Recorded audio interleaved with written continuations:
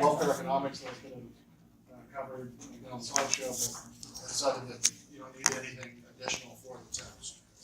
Probably have enough to talk about. So the topics are listed across the top of the board. Bentham, I left them way up there. We're going to be sort of writing the board around it. Categories. Bentham, Malthus, Ricardo, you can add saying if you wanted.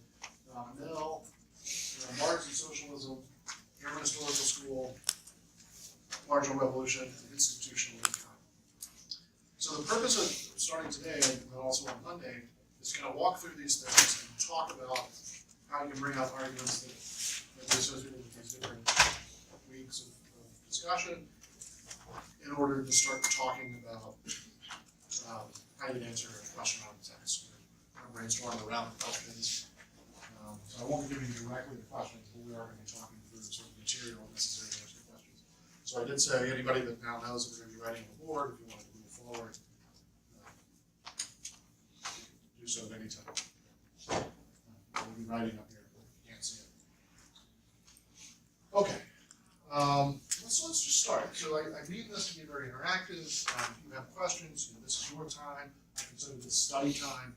So if you want to sort of dominate the conversation, that would be your prerogative. It's your study time. You should follow the direction you want to go to make best use of your time. Okay, I'm going to choose which way to go. I just start with Bentham. What do you know about Bentham? Why is he important? Why do you talk about it? There's actually a method to this madness. I guess we have it in a more conversational way, as you would call it. It actually is going to be easier to recall than doing the text. It's a method of talking about exactly what I used it. You developed the idea of utilitarianism. Utilitarianism. So,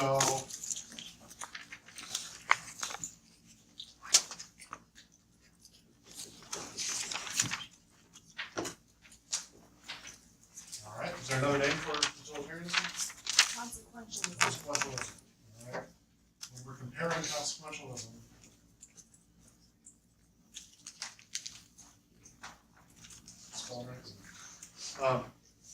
when we're comparing utilitarianism and consequentialism to other theories like deontology, Kantianism, that kind of stuff. So maybe you've seen that in the other classes.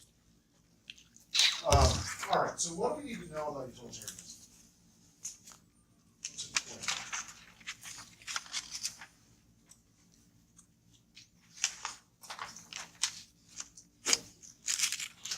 What is it? Maximize pleasures. Maximize pleasure, minimize pain. So, two most important things for Bentham and utilitarianism are pleasure and pain. All right. So that's the system. What's it reacting to? One place to start is, why did Bentham write this? When you write something, usually you say, people before me didn't get it right. I'm going to write something. What did people before him think? And what was his objection to what came before him?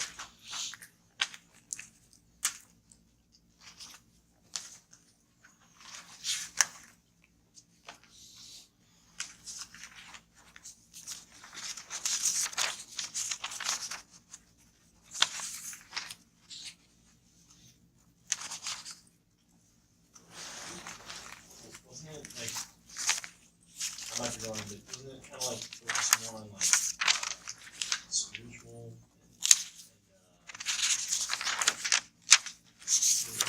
kind of like, yeah, religious, kind of being a better self than not so much.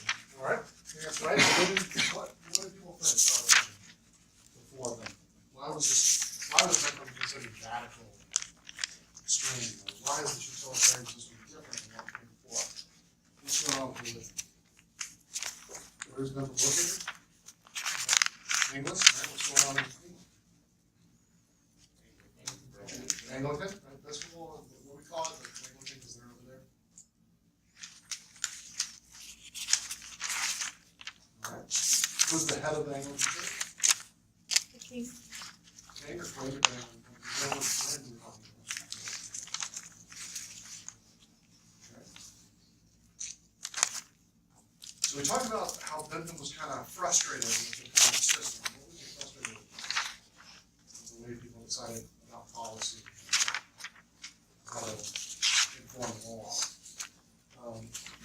He's responding to pamphlets who are writing from moral principles and then basically writing their policies after they decide that they have their morals. Right, more of a deductivist approach, right? So we know kind of what this moral system is. From that, we're going to deduce what we should be doing, both policy and law. I'm separating these because Bentham is interested in these two categories. All right. So we had pamphleteers. Patrick, you mentioned pamphleteers. These were priestly and paley, the two we particularly pulled out because they were considered what we call Christian utilitarianism. So Bentham's kind of frustrated because right at the time that he's writing, other people are taking this sort of balance approach or trying to articulate why we should do things, but they're putting it within a moral framework. What does he object to about that? So we've got people that are making explicit reference to a system of morals, the one that's prevalent at the time, the religion, it's the state religion of England, headed up by the king. What does Bentham want to do? Why refer to pleasure and pain?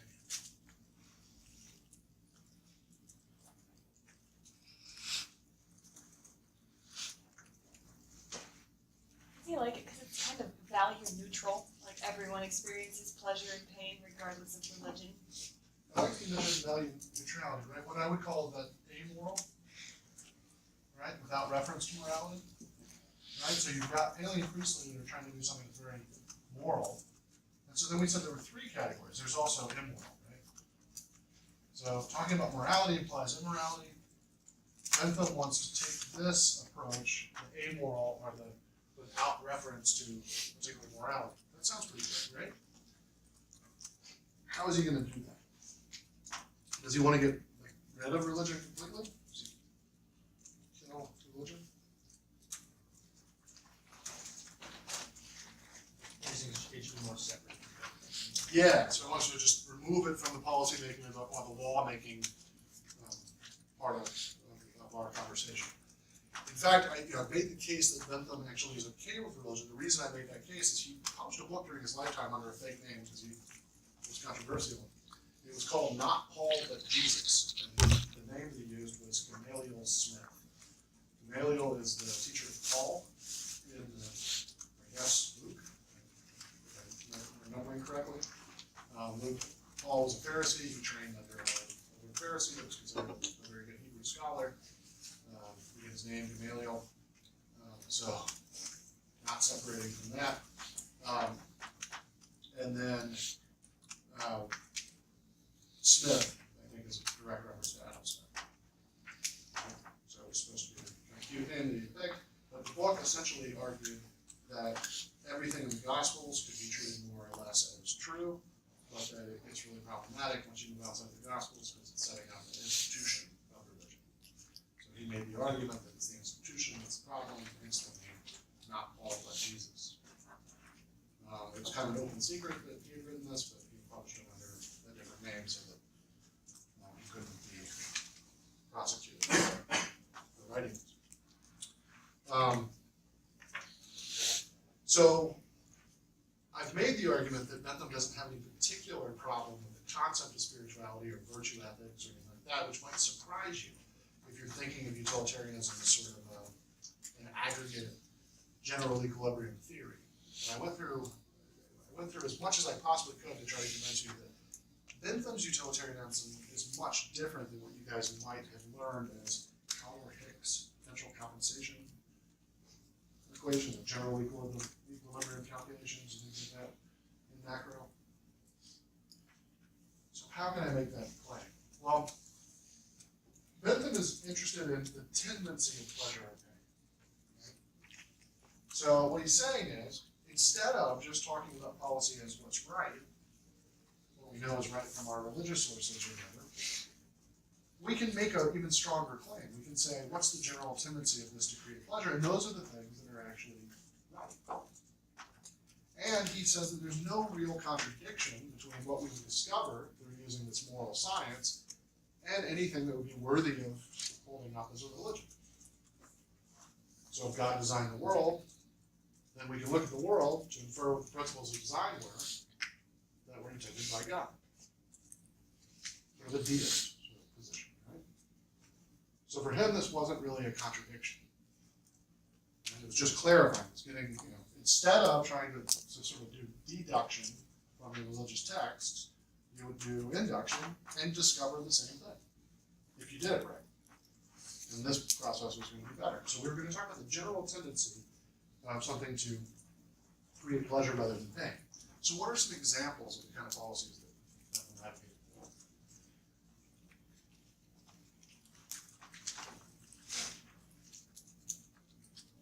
Gay rights, women's rights. Right. What was his justification for gay rights and women's rights?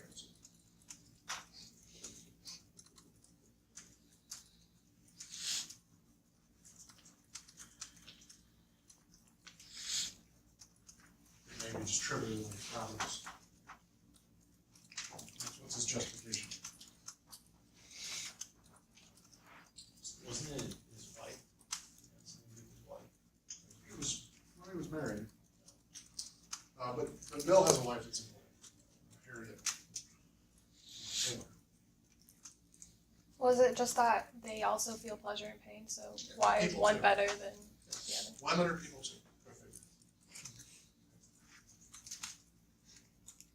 Now, there was a critique. There was a paper that someone read for the class, which was, Bentham didn't go that far in advocating for this, but it was part of his position, is that since we're going to consider everyone's utility, we have to consider everyone's utility. Now, you can make a connection to this between Bentham and Mandeville, right? And when we talk about Mandeville, one of the ways I tried to talk about the system itself, equilibrizing or whatever, was to talk about trying to think about what intervention does. So you might think something like, my favorite example of this is marijuana, right? Now, you may not think that marijuana should be taken every day. Every day after school, you go home and smoke marijuana. Take the pot. Whatever you want to talk about. When I was a kid, it said burn trees.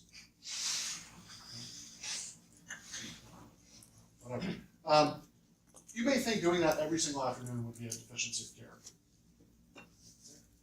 And therefore infer that, well, maybe we should ban it. Even if you think it's like okay once a month or something. That's unlikely to happen, let's just ban it because that's a deficiency of character. That may actually produce superior results if you think only, is this bad? Yes, let's remove it. But what about enforcement of that? What do you have to do to make sure that people don't smoke pot? What are you willing to commit to? In fact, do we achieve that even though we have made it illegal and enforce it somewhat, at least in Nebraska? Would you guys be surprised to know that people in Nebraska have taken the pot? All right. So, what is the result, the likely result of trying to enforce this particular policy? Right? Is it going to cause more pain than pleasure? And if so, that would give you some insight into whether or not trying to enforce this is a good thing. But instead of just referring to whether it's good from a personal character perspective, you would think about what are the likely results to produce pleasure and pain in society, given the sort of technology we have to enforce, the way that we're likely to enforce, and all the other things that are likely to happen as a result of that policy. So you could walk away from this saying, oh, well, even though we have some clarity on whether or not we like this particular activity, we still wouldn't ban it or try to eradicate it because of the likely results that trying to do that would be. Now, that's just my case. That's my back of the envelope or my prior on marijuana. So you don't have to take my example, but you see the application of the logic. All right, so we've got gay rights and women's rights. These are people, therefore we have to consider their pleasure as well. What are some other reforms? to the judicial system. Um,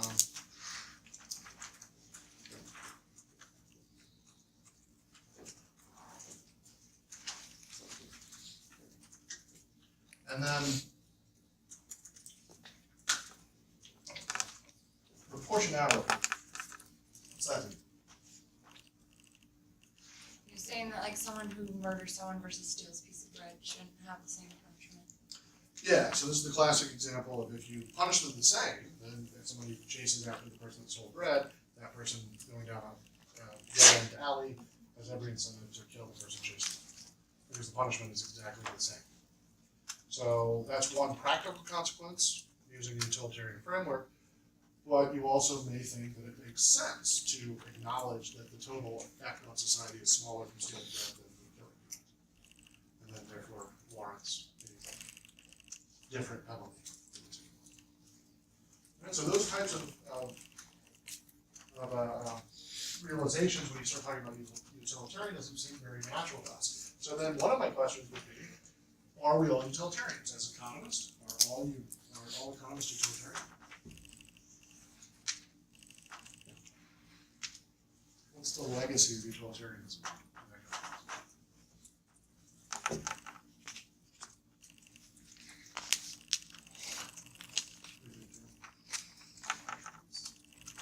Are the marginalists utilitarian? I like the way you're thinking about this. You're dividing it up. So look up here. Are all these people utilitarians? Are these guys utilitarians? Galbraith and Devlin. Nope. Marginal utility, right? So they think they've come up with a fix from sort of the total analysis to the marginal analysis. Well, these guys. Probably not. Okay? So now we've got a question about the legacy in economics. Now, what are the limits that we place on utilitarians?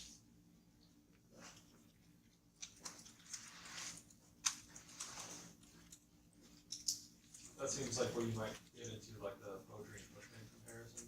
Okay, that's a great application.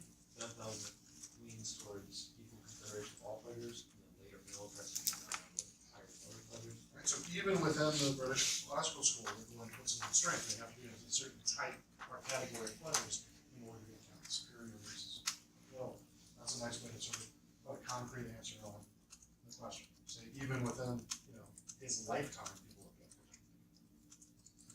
Utility is subjective, so you can't compare it between people. So utility is subjective in a very important sense. And so we've talked a little bit about subjectivity. Yeah, it's very important. So comparing between people is very difficult. So certainly by our current state, we say things like no interpersonal utility comparison. The best we can do is sort of, we can look at what you were willing to pay for a computer and look at what I was willing to pay for it and make some claim about who values it more, but it's not very convincing.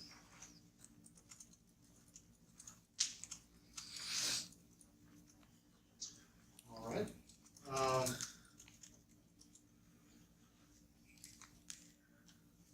Okay, so policy conclusions,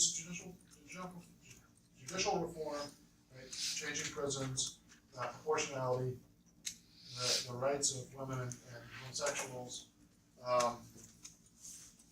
Not Bentham himself, but sort of Mill and some other Westminster Review, or what we might call Whigs, right? So there's two parties in England at the time, the Whig Party and the Tory Party. The Whigs are the people that are progressives, right? They're very much industrial, focused, growing the commercial enterprises of England, whereas the Tories were the aristocrats, landowners, things like that. So very much attention and informs a lot of what we've been talking about. But one of the things that Mill, his contemporaries, people that took over the Westminster Review after Bentham, advocated for was public school. Why public school?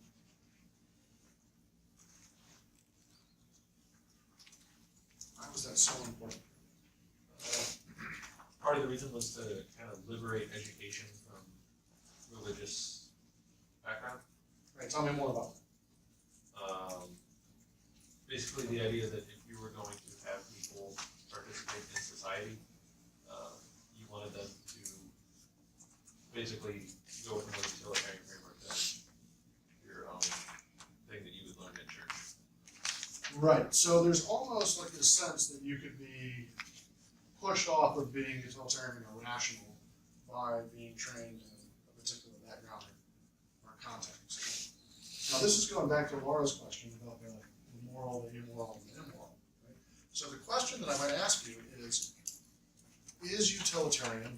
utilitarianism as articulated by Bentham what he says it is? The principles of morals and legislation. In other words, is it a moral science? So let's look at the phrase moral science. What is the word science doing in this two-word phrase? Is it successfully moving it into amorality or without reference to morality? Is there objective morality?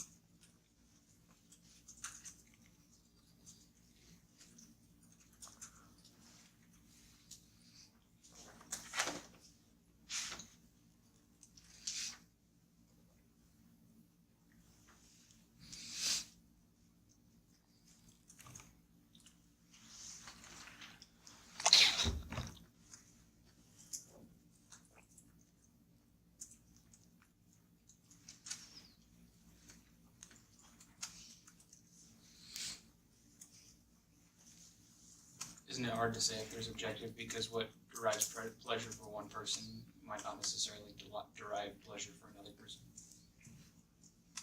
Yeah, one of the attempts within Bentham's thought is to come up with the legislation that naturally comes from understanding morality in general. Right? So it's a science, right? So he's going to understand it. So even though people differ, there are going to be choices made and institutions chosen that have a tendency overall to contribute to the greatest possible happiness.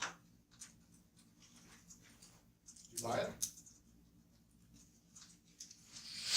I mean, it's really important. So if you know the difference between sort of the English system or the common law versus the French system, the Napoleonic Code or the Civil Code, right? When you're thinking about countries that have different legal systems, in a civil code country, they very much believe that law is objective.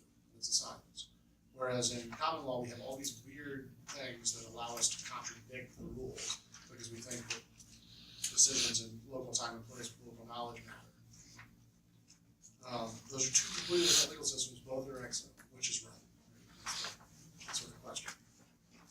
So I think Bentham would say that the civil code is a much better way to go. Getting the rules right is the way to go. We talked about this with the physiocrats. This is a huge difference between French and English systems of law. Somebody else who jumped in. Oh yeah. So I don't know, I just want to think this out loud, but I think I would argue that Bentham did succeed with utilitarianism in creating like an amoral science. Because I think that's like the biggest critique that utilitarianism receives, is that there is no morality to it. Like using that way of thinking, you can justify just atrocious things.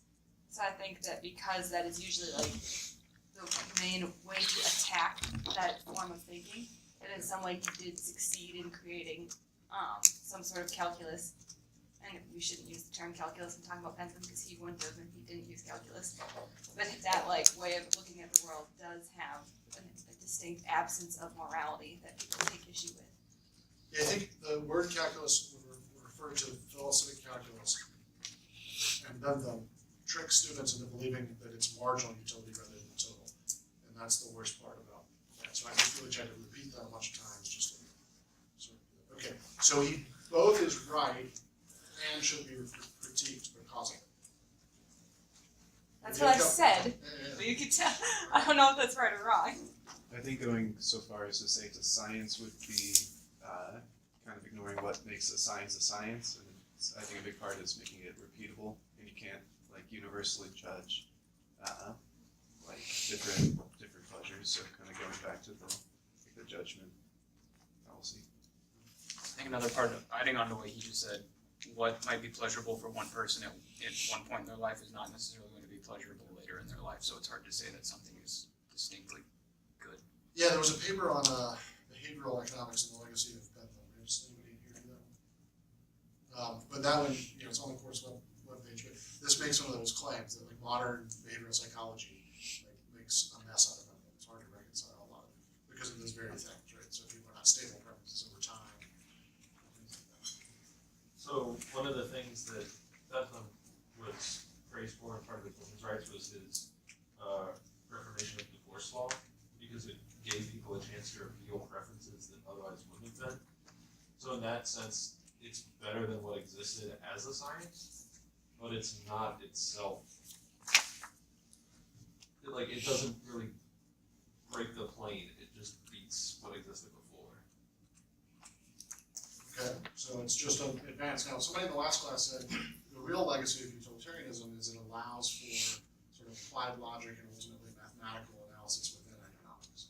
It's the first sort of movement in direction. So I think that's building on what you said, saying that if you really want to create a strong case for the importance of utilitarianism in the progress of economics, is it makes it much more. It creates a way in which it can be empirical science. Even if it's wrong, it moves in that direction. So something that Laura said really is important, which is if you do this amoral science, there's sort of this weird result that wasn't intended. Right? So what you don't want to do is have paleo priests telling you what's moral and having sort of a monopoly of what is moral. So then you move into a system where you're going to make everyone show their homework, right? What's pleasurable, what's pain, all that kind of stuff. So you've successfully weakened the appeals to authority through morality. But because you have moved outside of the realm of moral claims or moral prohibitions of what you can do, then you open up the ground for people who have distinctly immoral motives to then argue in the space. So if you see a movement under an amoral system in the direction of immorality, I'm not saying that everyone just becomes immoral because of utilitarianism, but if at least you think that the net result is a movement towards, what were your words? Horrible things or something? That sounds right. If you move in that direction, you don't have to go the whole way for people then to have a problem with abandoning the argument for morality.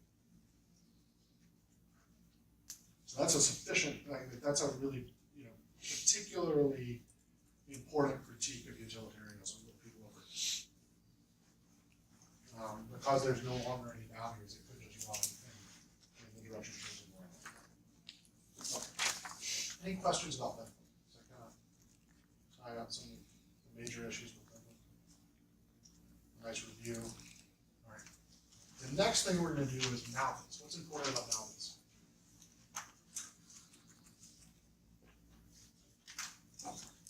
What's he known for? The Malthusian trap. Malthusian trap. Okay. What is the Malthusian trap? And how many people here like graphs? You're an econ major because you like the graphs. You didn't really care what the comment was. You just said, graphs. Right. So you can answer, since you like graphs, you can use the graph. So the slope of population growth is steeper than the slope of the yes.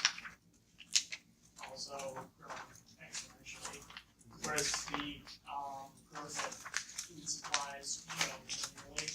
So you reach a point where the population exceeds the capacity for them to be fed, and then it's guys. All right, so the big trap is here. All right. So population growth is exponential. Agricultural growth is going to be linear.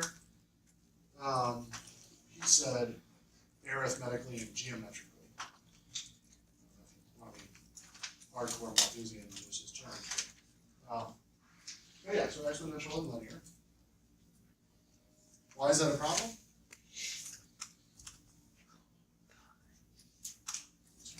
Too many Irish. Ultimately, that's the moral everybody took. Exactly what he was trying to say. Oh, I didn't think that way. So this is over time. at this trap, everybody starves, right? So, what do we call that event where everybody starts starving? What did Malthus refer to? Was it a state of subsistence? Is that- Okay, we're gonna get to sort of middle and steady state, but I think that's what you're thinking about. A couple of different things that you dropped out. Positive check. Positive check, right? So, Malthusian and positive check, right? And starvation and famine and war and all those things, they're really positive, right? That's all it means, right? Positive is just, it's going to happen, it's a constraint, we're gonna hit this trap, all right? What's the other kind of check? Preventative. All right, what's that mean? Things like control. Yeah, so what did Malthus suggest? Don't be no, Don't be yeah. Catholic. That's the building chap. Delaying marriage. Delaying marriage, Yeah. okay? Just don't be Irish. So just wait a few years to get married, because marriage is where kids come. Right, so what I have argued is even though Parson Malthus, he becomes an Anglican priest, he wrote this essay when he was 16 years old. His dad really liked it and started sharing it with his friends. And now he's like known for it forever. He wrote a book, much longer exposition of the essay that he wrote. And that's what he's known for. So enthusiastic parents. This Malthus is the first helicopter. But this idea that we're going to hit some sort of positive boundary, the only way we can do it is preventative check, delaying marriage. Now, what I've argued is that if you kind of think about what was going on at the time, no one can publish anything about controlling birth rate or anything like that, so it would have been impossible for him to advocate for any kind of birth control, both because of his constraints as a reverend and because it was just illegal to put that in writing. Means that if he is intending some sort of birth control, it wouldn't be there. And it seems like everyone's picking up the idea that at least for the Irish, they should have far fewer kids. Right? So what then this is used for in terms of policy, right, you see this throughout the sort of debates of the time about what's going on in Ireland and the growing population and the famine and the tenant, or the courtier tendency and all this kind of stuff, is that, man, there are two populations here. One is growing with a very high birth rate, the other one is growing with a very low birth rate. The one that's more prudent, right, is the Anglican, it just happens to be the people that Malthus is representing, and the other one's Irish Catholic. And so the sort of implied policy conclusion is, until they sort of become more, what they called sort of the ability to save or think about the future was abstinent. Right? Until they become a little bit more abstinent, have fewer children, we can't really treat them with any policy. We can't really consider their preferences. So it ends up being used to make this differential between the Anglican English and the Irish Catholics. So it's a sort of weird implication. I don't think this was in Malthus's theory. If you want to think about what the implications are for sort of birth control and things like that, and how Malthus has used over time to justify certain populations that did not need to breed as fast, that's where the preventative check goes. Positive check, famines, war, disease. So what Malthus says is we don't take this preventative check very seriously. The kind of policy that we'll end up enacting is people building free public housing for undesirable groups in malarial swamps where they're going to be sure to catch malaria and die, which solves part of the problem. Now, he's not advocating for that. He's advocating for sort of a prudent Anglican response on fewer children. So if you need to have a study break, pull up 25 minutes reading of life, and compare Anglican versus Catholic positions on procreation.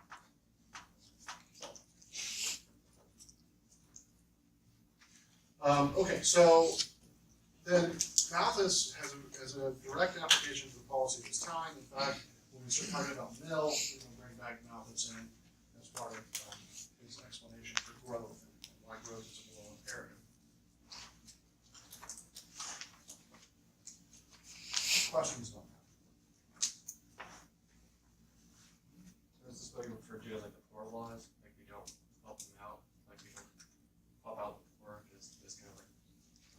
Yeah, so it's just encouraging them to be profligate in their behavior. And so one of the justifications for the poorhouse is that rather than just allowing them to starve, we'll put them to work in a house where we'll guarantee that they have enough food to live out their natural life. But we're going to segregate them by men, women, and children, so that there'll be no more of them. It was considered humane to just separate them so that it would end in one generation rather than continue on perpetually.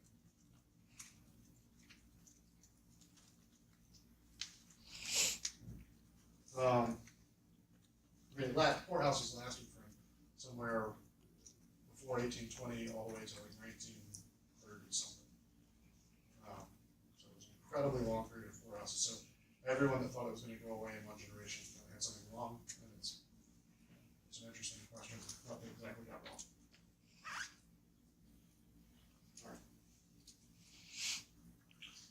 All right. Okay, so let's assume that Malthus's theory is not correct. What would we? Why is it that we have not hit the Malthusian trap? We're not currently seeing Malthusian crisis out where we started. What happened? Perhaps his assumption about agricultural production being Arithmetic, linear. linear is that it's not, it's technology and innovation could probably get more exponential. Right, there's no technology in this model. Who has technology in the model? Ricardo. So we have determined to extensive and intensive margins. So Ricardo adds this idea of intensive versus extensive margins. Okay, now if I wanted to show technology on this graph, since we all like graphs, where would I put that? How would I draw that?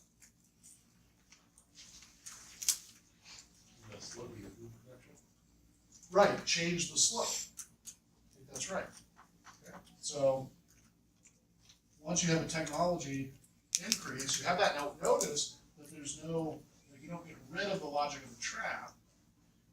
You just push it out a little bit. Okay, so then this is a question that you guys have to wrap your mind around, which is, over time, has technology advanced more quickly than population growth? Okay, good, right?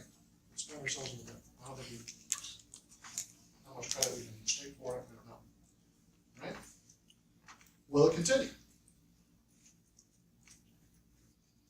So you say yes. How many people say yes? It will continue. Why? How do you justify that? I don't know, technology growth is almost like an exponential growth, so it just builds up on each other and just seems to grow faster and faster, which I think outpaces population growth. Okay, I think it's articulated very well. You want to add anything? Okay. I agree. Who wants to say no?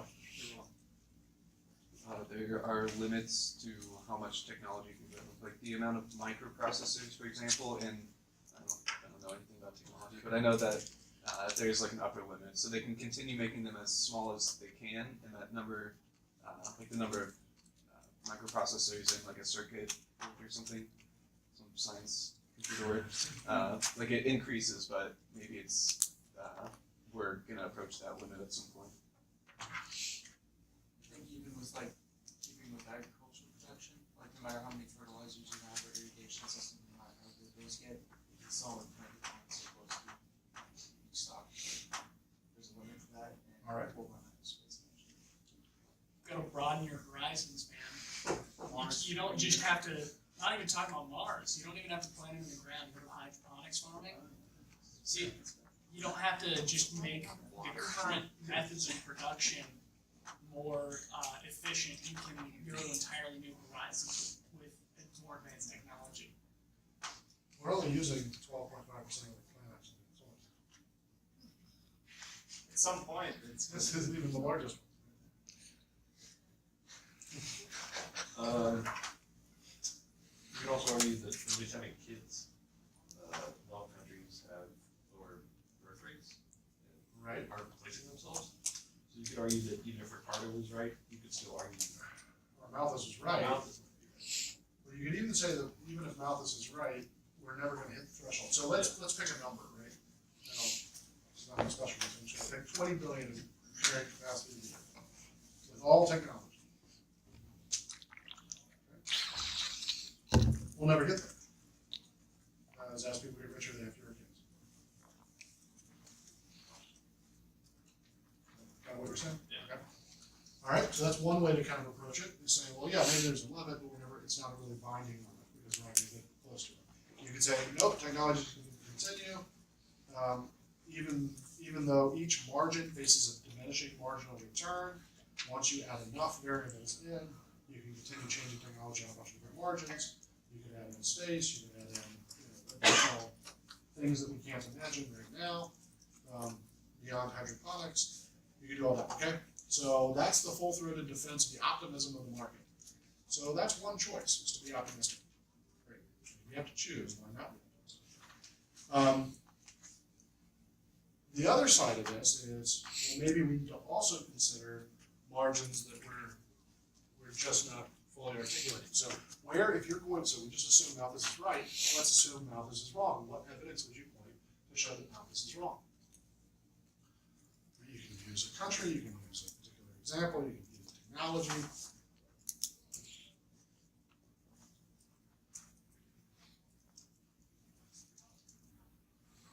Where are you seeing firm limits to the extensive margin and the intensive margin?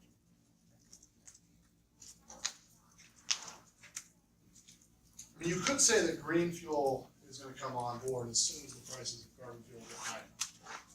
A trick that economists have always used, right? We'll get the technology at some point when it's demanded by the market. Right now, coal is too cheap, carbon fuel is too cheap.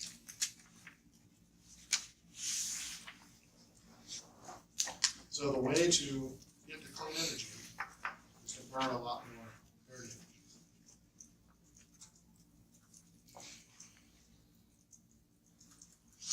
Nobody's going to defend the airshed, or species diversity, or say, yeah, we can feed more people, but not with monoculture. I saw a presentation yesterday on bees dying. St. Albert's Day. I really was there for the picture of the bee with the microchip on it. I found out a lot more about bees than I originally knew.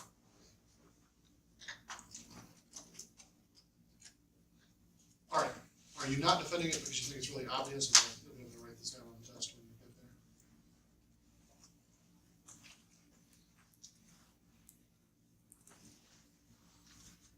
there? If Malthus is right, all right, so we just talked about if he's wrong, so intensive margins, Ricardo all day, blah, blah.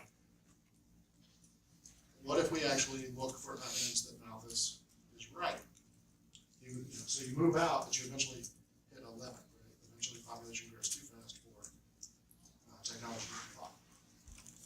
I guess the one way you can critique this is say that that the technology will increase is sort of a black box approach.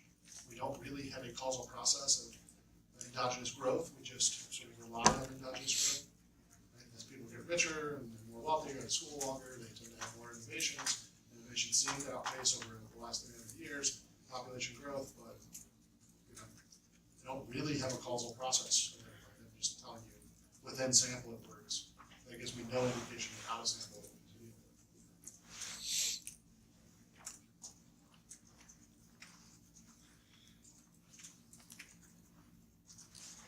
What's your favorite Malthusian trap argument?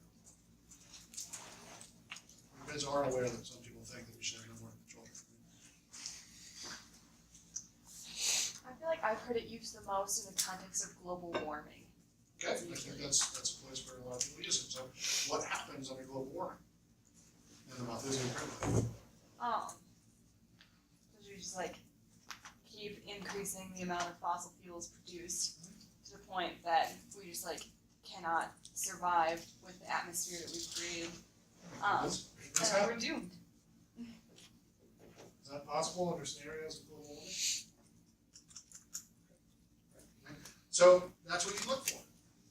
You look for some shock that fundamentally upset the ability to produce food while offsetting all possible technology increases. You want evidence of that? Look for that, right? So you're going to look for two different sides. To evaluate an argument, look for the evidence you would take. You can think about oceans, overfishing. You can talk about Pacific garbage patch. You can talk about any of these really interesting arguments that are all framed in Malthusian terms. And if you really are interested in this, I can give you papers that people have written in previous semesters, because this is always something that people are talking about. We talked about the snowbay when we talked about Malthus. It was nice for me because I get to read fewer papers on Malthus this year.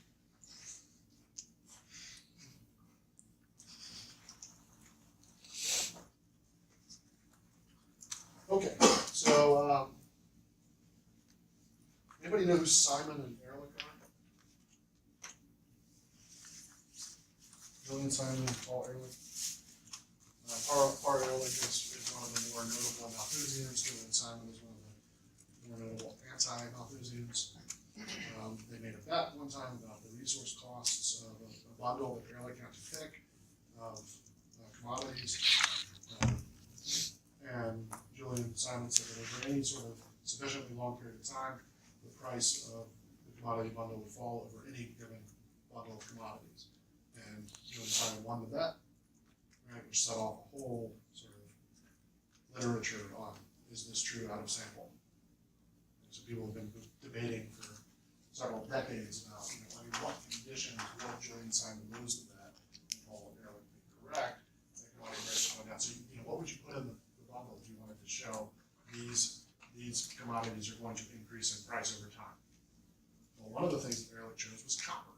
Thinking, that makes a lot of sense, right? You pull up a lot of copper for tons of uses, and the further it goes, the further we have to go into the earth to pull it out, the more costly it is to bring it to the surface.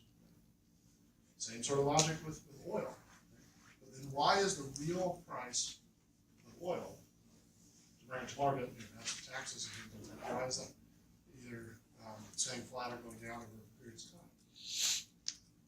What's going on? The ability to have commodities either level or falling in price over time in real terms. Technology is moving pretty quick. That's one of the implications. Now again, that does not tell you that will continue. It only tells you that within sample it's going to prediction. All right. Let's talk about mill. What do we know about mill? What is associated with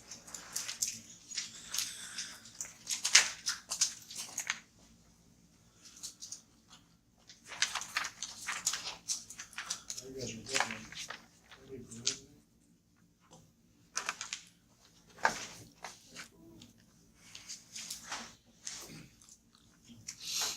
Drag his mentor through the streets after his death. Yes, he's not the kind of people anybody would really want. Although you can't really blame him given how smart he is.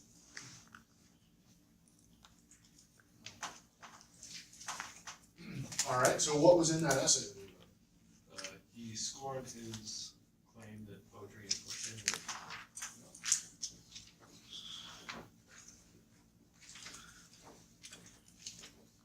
All right.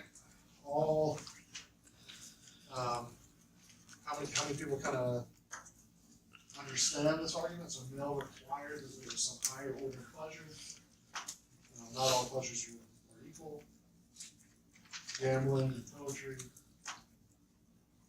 can't be equated as the same because you have to make some reference. Now this is a direct opposition to a naive form of utilitarianism, or anti utilitarianism. So Mill is famous for sort of grounding utilitarian based on a sense of higher and lower order pleasures. And so when you hear people after Mill talk about utilitarianism, they're referring to Mill, not them, because they're convinced by his argument. So it also protects you against the people that say I get a great amount of pleasure from putting harmed others.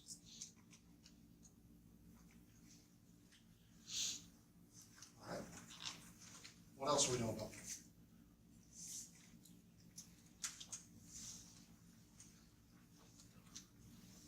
Better be Socrates dissatisfied than a fool satisfied. Kind of.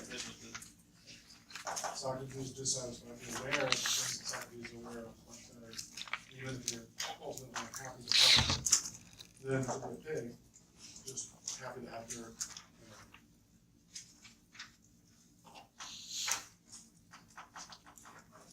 Infinity opera.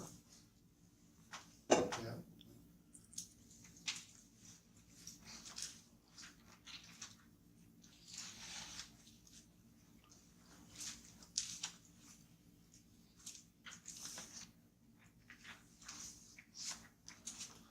Like Bentham, he was a big proponent of equal rights. Equal rights, yep.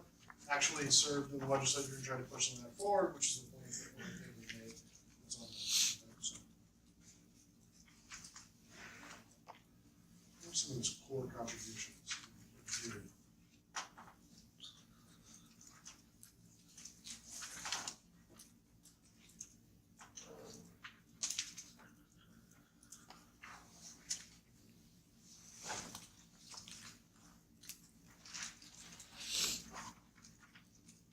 He kind of details how production would be influenced by savings preferences.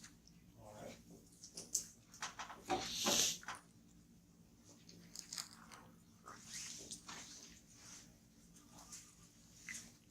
Alright, so abstinence is necessary.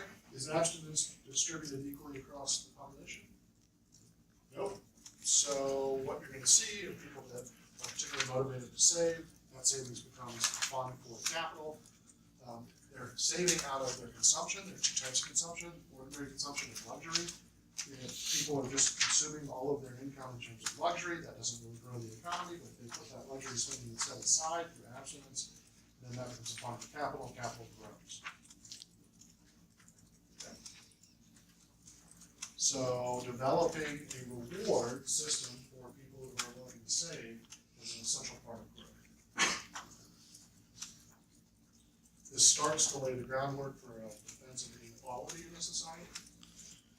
Is Mill, in general, in favor of inequality?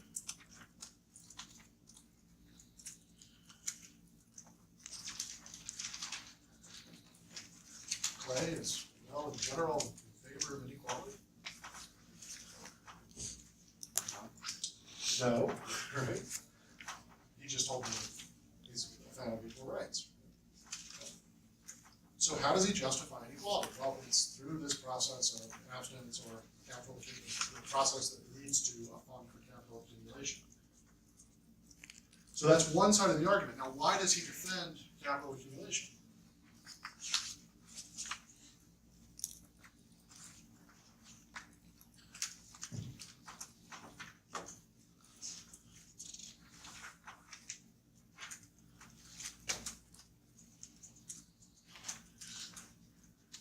You say it's important for growth? It's important for growth. Where would we see the growth? So when we talked about Malthus, I told you we'd bring Malthus back up with Mill. So when we went through the slides, we read a quote by Mill on Malthus. What's going on with population? Is Mill pretty optimistic about people doing the preventative check? No. What's going to happen? Well, agricultural laborers, or laborers in general, he says, show no sign that they've ever thought about controlling the population. So this implies that labor supply is just going to continue to grow. Given any fixed quantity of capital, if labor supply grows, what happens to wage? Goes down. Why? More people continue with the same number of jobs with the same amount of productive capacity. So then Mill argued that the very incentive, the sort of self-interested behavior of the people that were accumulating funds for capital through abstinence was generating a sufficient capital accumulation, a sufficient increase in productivity to provide employment for all of the labor increase, labor supply increase countryside all the time to ever bigger cities and finding work on that. More wages were not being suppressed, they were actually increasing. So working out of this, you know, sort of basic model of population growth, in the Malthusian framework, adding in Ricardo's sort of theories of capital accumulation, right? So Ricardo had a theory of wage, rent, and profit. So the desire to return on your savings, which created a fund for capital, created a profit, and the profit was justified because that would increase growth and would actually do good for the laborers. It's not exactly a Marxist interpretation, right? So Mill is making a full-throated defense of the markets and their capacity to increase capital and therefore increase wages. Why can't we just increase wages directly? According to Mill. Wasn't that the wages fund theory? Absolutely.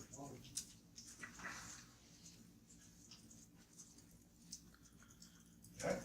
So the wages fund basically said that there was input payment, capital payment, and labor payment.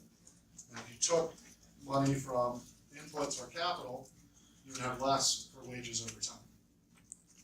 So even though you wanted to pay some people more, and you started to get motivated to raise the wages or whatever, that would actually shrink the pie.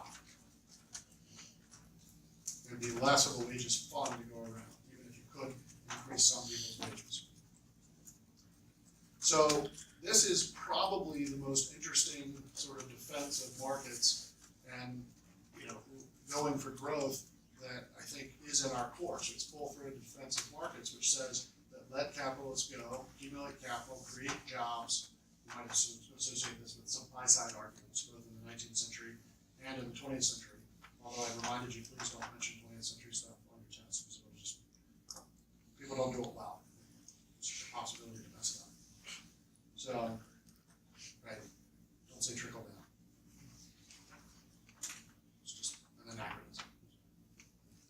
But it's the same basic idea of supply-side economics, which is that if you let the businesses grow, they will create the jobs, and that will create a better economy. Capitalists save the money instead of spending it on luxury. That creates a fund for capital. Capital grows, increasing productivity. Wages, in a manner of speaking, are the productivity of labor. So the more capital, the more productive labor units are, therefore they can be paid a higher wage. As long as capital is growing faster than population, wages will be increasing. Everybody will be better off. This is a full-throated defense of growth.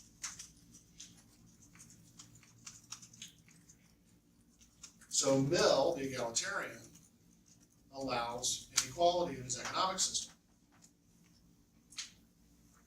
for the benefit of workers. What's his counter-argument to this? This is only one side of his argument. He thinks that this is what's happening in the 19th century and will continue happening for the foreseeable future.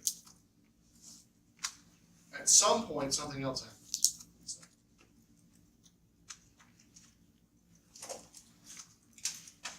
Mill call that. So remember, there's two payments to capital. One is profit, one is rent. Profit is the incentive necessary to get people to accumulate capital. Rent is something completely different. Eventually, it'll end up in a steady state.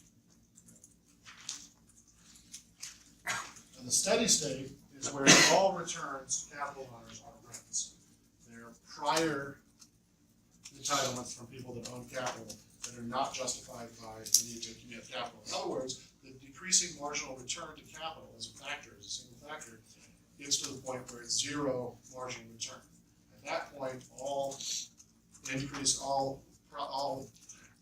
wages going to capital are in the form of rent instead of profit. Profit was justified, rent is not. There's no longer a need to accumulate capital. At this point, where you originally had a reason to allow for inequality, you now no longer have that justification. Now we have to build up Mill's claim about why we have redistribution, because that's also two competing moral imperatives. One is growth, the second is redistribution. If you get to the steady state, there's no more growth. So as a moral justification for inequality, it ceases to have any power. Redistribution then becomes the sole moral imperative in the steady state to eliminate those rents. All right, so why does Mill think this? Let's go back to Mill's definition of property. Where does property come from?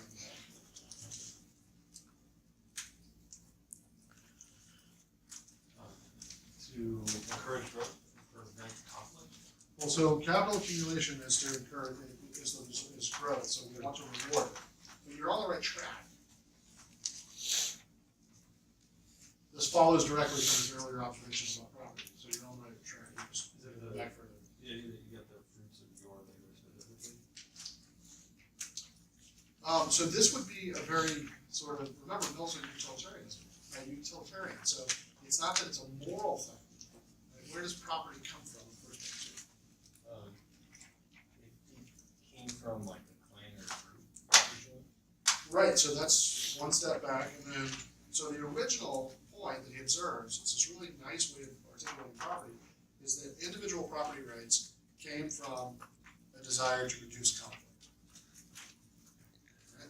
So it's a very practical application, it's utilitarian. He said, look, where we see property arising in history is when people disputed, and then a rule was made to limit the amount of conflict. That's not sort of a natural law of defense of property. That's a very utilitarian or pragmatic defense of property. It says, here's where we see it come in.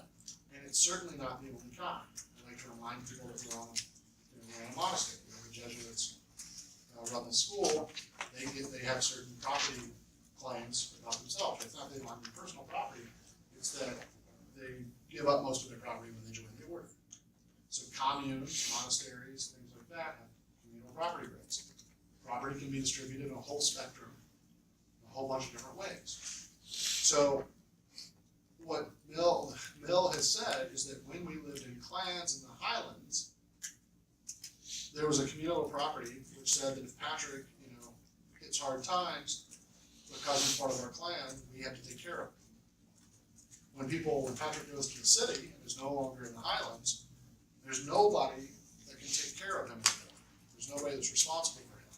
That's not going to work, right, for a bunch of different reasons. He goes through the education of children. So if we don't educate children, even if the parents can't pay for their schooling, the community has to pay for it, or otherwise they wouldn't have an equal chance of life to get started. Right? So he starts articulating this whole concept of communal property rights that comes from the movement out of clan type or pre-industrial society into industrial society. So even though Mill is associated with very strong defenses of individual rights, like on liberty being an essay example of his defense of the individualist notion, he's also moving throughout his whole career towards this idea of increasing communal property rights. So in the steady state, this need to take care of other people grows as a moral imperative by the very industrialization that's happening with the accumulation of capital. And at the point where you're in the steady state, when there are no additional returns to capital, redistribution becomes the sole imperative. Does that make sense? Again, that goes back to, is there a limit to technology growth? Right? So I think the difference between Mill and Marx on this margin is that Marx is making a very similar argument about accumulation of capital, but thinks that we're pretty much towards the end. Whereas Mill is merely saying this is a likely thing in the future. As I said in the last class, Marx is more like next week, Mill is more like next century. So he's just exploring the dynamics of the economy. Remember, he gave this whole defense of, he divided economics into production and distribution. And then he said, distribution is really important, however, and then he talked about productivity, and he said, we need unequal distribution to drive productivity growth. And then he went to dynamics and said, this is the fourth book of political economy, and said dynamics are really important, this is the steady state argument. And then the very last book is just on the government, and what the government responsibilities are given the other four books. All right, I think I owe you guys a chance to do the presentation. We'll do this again on Monday, so if you want to look at it coming.